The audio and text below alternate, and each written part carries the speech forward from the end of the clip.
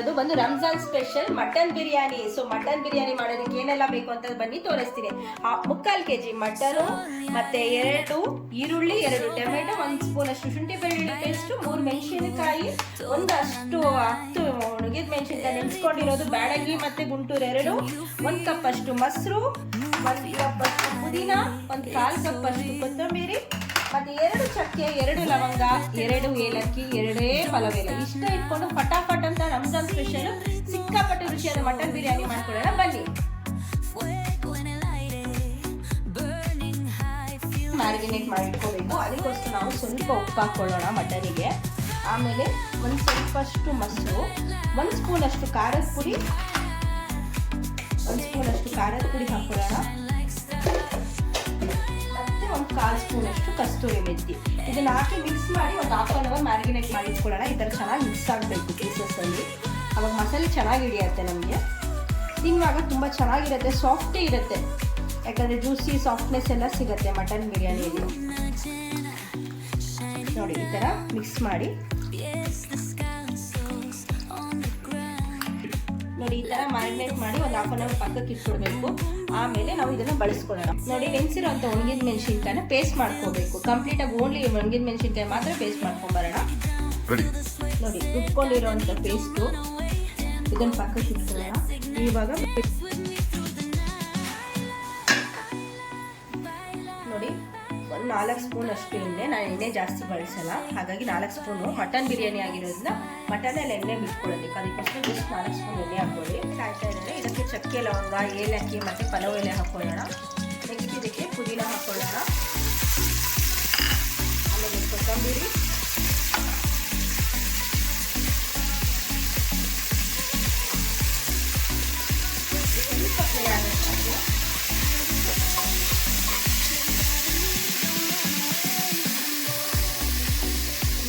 ಆಗ್ತಾ ಇರ್ಬೇಕಾದ್ರೆ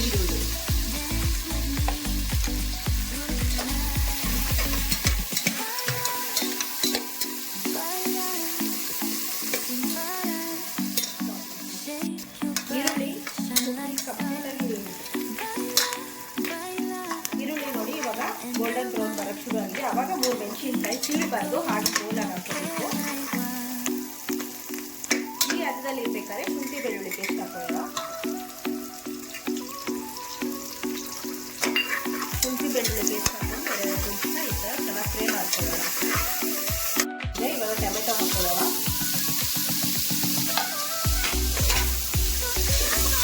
ಈ ಹಂತದಲ್ಲಿ ಇರ್ಬೇಕಾದ್ರೆ ಸ್ವಲ್ಪ ಉಪ್ಪು ಹಾಕೊಳ್ಳೋಣ. ಟೊಮೆಟೊ ಸಾಫ್ಟ್ ಆಗುತ್ತೆ.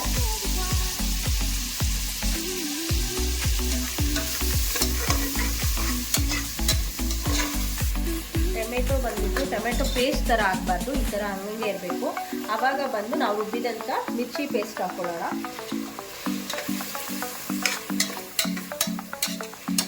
ಚೆನ್ನಾಗಿ ಫ್ರೈ ಆಗಬೇಕು.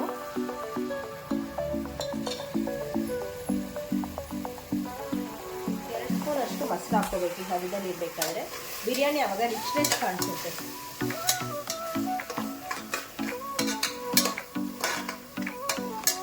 ಇದು ಮಸಾಲೆ ಚೆನ್ನಾಗಿ ಬೈಲಿ.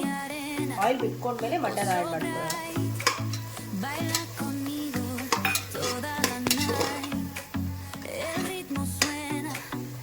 ಕ್ಯಾಮ್ರಾ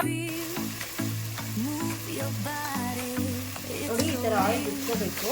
ಈಗ ಮಸಾಲೆ ಪ್ರಿಪೇರ್ ಆಗಿದೆ ಅಂತ ಅರ್ಥ. ಈಗ ನಾವು ಮ್ಯಾರಿನೇಟ್ ಮಾಡಿರುವಂಥ ಮಟನ್ ಹಾಕೊಳ್ಳೋಣ. ಮಟನ್ ಹಾಕೊಂಡು ಜಸ್ಟ್ ಒಂದು 10 ಮಿನಿಟ್ಸ್ ಬಿಟ್ಟರೆ ಸಾಕು. ಚೆನ್ನಾಗಿ ಮಸಾಲೆ ಹಿಡೀಲಿ.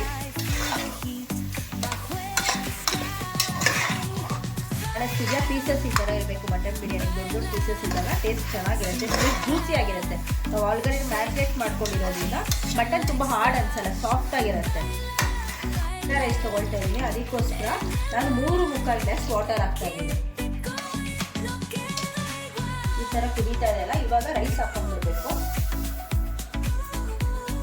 ಆ್ಯಕ್ಚುಲಿ ಜೀರಾ ರೈಸ್ ತುಂಬ ಜನ ವಾಶ್ ಮಾಡಿ ಇಟ್ಕೊಳ್ತೀರಾ, ಆವಾಗ ಅದು ಸ್ಯಾಡ್ನೆಸ್ ಹೋಗ್ಬಿಡುತ್ತೆ. ಜೀರಾ ರೈಸ್ನ ಕ್ಲೀನ್ ಮಾಡಿ ಇಟ್ಕೊಂಡ್ರೆ ಸಾಕು, ವಾಶ್ ಮಾಡೋ ಅವಶ್ಯಕತೆ ಇಲ್ಲ. ವಿಜಿಲ್ ಹಾಕ್ಬಿಡೋಣ, ಕುಕ್ಕರ್ ಕ್ಲೋಸ್ ಮಾಡೋಣ. ಆಮೇಲೆ ಫಟಾಫಟ್ ಅಂತ ಮಟನ್ ಬಿರಿಯಾನಿ ರೆಡಿ ಇರುತ್ತೆ. ಬಿಸಿ ಬಿಸಿಯಾಗಿ ತಿನ್ನೋದಕ್ಕೆ ಹೇಗಿದೆ ಅಂತ ತೋರಿಸ್ತೀನಿ.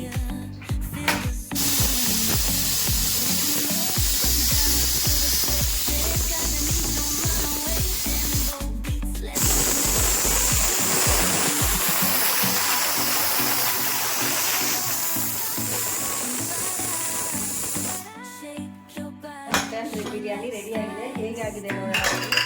ನೋಡಿ, ನೋಡ್ತಾ ಇದ್ರೆ ಟೆಂಪ್ಟ್ ಆಗ್ತಿದೆಲ್ಲ ತಿನ್ನಬೇಕು ಅಂತ. ಸೊ ಮನೇಲಿ ಹೀಗೆ ಈಸಿಯಾಗಿ ಮಾಡ್ಕೋಬೋದು ಕುಕ್ಕರಲ್ಲಿ. ಕಟ್ ಮಾಡಿ ಒಂದು ನಿಮಿಷ.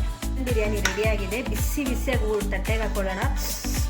ಹಿಂಗೆ ಸೈಡಿಂದ ಹೀಗೆ ಹಾಕೊಂಡು ತಟ್ಟೆಗೆ ಜಲ್ದಿ ಹಾಕ್ಕೊಂಡು